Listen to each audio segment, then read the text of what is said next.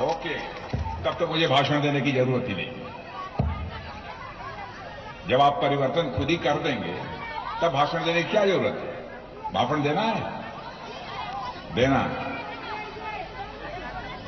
मेरे बहनों भाइयों, इस पश्चिमी बंगाल में जब से आजादी हासिल हुई है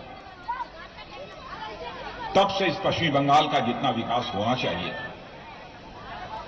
सरकारों ने नहीं किया। एक समय ऐसा था पूरे भारत का सबसे बड़ा इंडस्ट्रियल सेक्टर, सबसे बड़ा औद्योगिक केंद्र भारत में कोई माना जाता था तो पश्चिमी बंगाल माना जाता था। लेकिन आजादी के बाद हुकूमत करने वालों ने पश्चिमी बंगाल को तबाह कर दिया। पश्चिमी बंगाल बर्बाद हो गया। गरीबी लगातार, चाहे सीपीएम की सरकार रही हो अथवा टीएमसी की सरकार रही हो, पश्चिम बंगाल में तेजी के साथ बढ़ी है। पढ़ाई लिखाई करने के बाद भी हमारे बहादुर जवानों के हाथों को जो रोजगार का अवसर मिलना चाहिए वो रोजगार का अवसर भी नहीं मिल पाया। दर-दर की ठोकर खा रहे हैं। अजीबोगरीब हाल इस पश्चिमी बंगाल में पैदा हुए।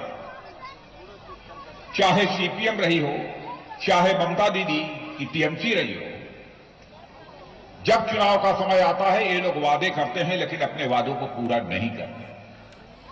बहनों भाइयों, मैं आपसे अपील करना चाहता हूं, जिन जिन राज्यों में हमारी भारतीय जनता पार्टी की सरकार है आप पता लगा लीजिए। चाहे वह गुजरात होगा, चाहे वह उत्तर प्रदेश होगा, चाहे वह मध्य प्रदेश हो।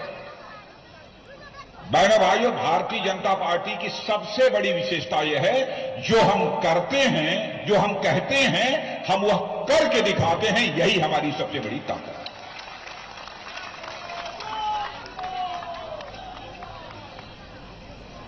आज तक भारत की राजनीति में नेताओं के कथनी और करनी, वर्ड्स और डीड्स, कहते कुछ हैं करते कुछ हैं, इसमें अंतर होने के कारण ही भारत के नेताओं के प्रति और भारत की राजनीति के प्रति लोगों का विश्वास पहले से कम हुआ। मैं यकीन दिलाना चाहता हूं, हम वही करेंगे, हम वही कहेंगे जो हम करके दिखाएंगे।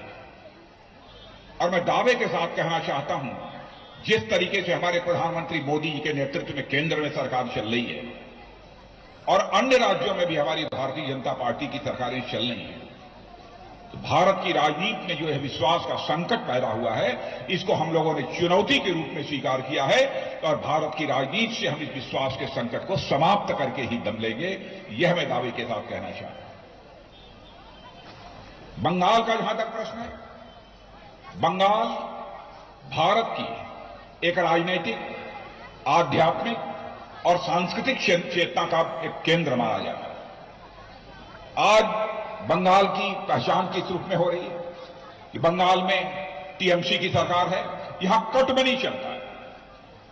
जनता के लिए जो पैसा आता है, आपके क्षेत्र के विकास के लिए जो पैसा आता है, मुझे यह बताया गया है कि 15%, 20%, 25% कटमनी पहले लगती है। उतना पैसा कटकर भ्रष्टाचार की भेंट चढ़ जाता है और उसके बाद जो शेष पैसा बचता है वह धरातल पर आता है।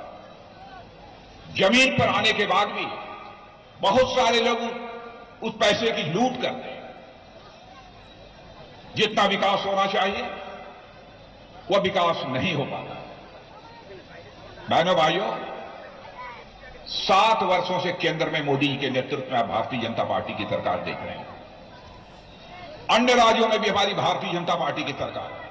मैं दावे के साथ कह सकता हूं, भारत ही नहीं दुनिया का कोई व्यक्ति उंगली उठाकर नहीं कह सकता कि भारतीय जनता पार्टी की सरकारों के दामन पर एक भी भ्रष्टाचार की दाग लगी हुई हो, यह कोई नहीं कह सकता। यह मैं विश्वास के साथ कहता हूं। आपने कभी सुना है मोदी जी के ऊपर भ्रष्टाचार का? क्या आपने सुना है मोदी जी के मंत्रिमंडल के किसी मंत्री के ऊपर भ्रष्टाचार का? मैं ममता दीदी से पूछना चाहता हूं, क्या कारण आपके मंत्रियों के ऊपर, आपकी सरकार के ऊपर बराबर यह भ्रष्टाचार के आरोप लगते हैं? इसका जवाब बंगाल की जनता को, ममता दीदी को देना पड़ेगा इस चुनाव में।